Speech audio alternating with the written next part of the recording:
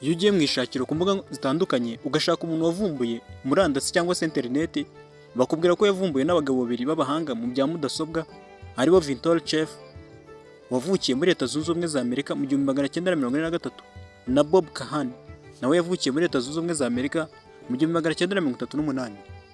Aba nibo bitiriwe ubuvumbuzi bwose n'imirimo yakozwe kugira ngo murandasi cyangwa se interineti dukoresha uyu munsi tuyibone.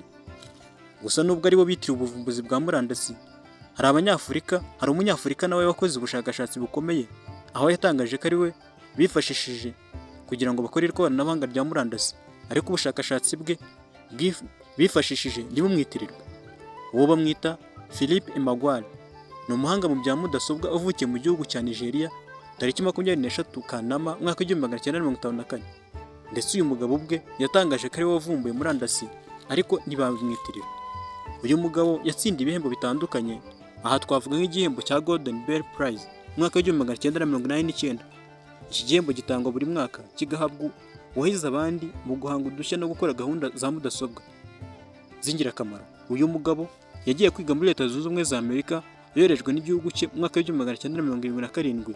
Yakuye impamyabumenyi y'icyiciro cya kabiri cya kaminuza mu mibare, ayikuye muri kaminuza ya Oregon State. Nyuma yaho yimukiye i Washington DC mu mwaka wa 1986.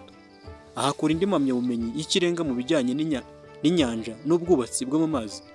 Arongera abona impamyabumenyi ya kabiri y'ikirenga mu mibare ayikuye muri kaminuza ya Maryland. Emeagwali ni ibintu byinshi yatangaje ko yagiye akora, ariko nahabwa uburenganzira bwo kubyitirirwa. Yatangaje ko ari we se wa murandasi dukoresha uyu munsi. Mu rugendo yagiriye mu Busuwisi muri Mata mwaka wa 2009, Emeagwali yatangaje ko ari we muntu wa mbere wabashije gukora ubuvumbuzi bwa Hypercube bwifashishwa kugira ngo habeho itumanaho rya murandasi, aho babikora bahuje igice cya mudasobwa cyitwa processor n'ububiko bwayo. Aho yavuze ko ubu bushakashatsi yatangaje babwifashisha bagakora itumanaho rya murandasi, ariko ntabwo byamwitiriwe. Si ibi gusa, kuko uyu mugabo yatangaje ko akoresheje imbaraga ze yabashije kwesa utundi duhigo twinshi, harimo nko kuvugurura itegeko rya kabiri rya Sir Isaac Newton.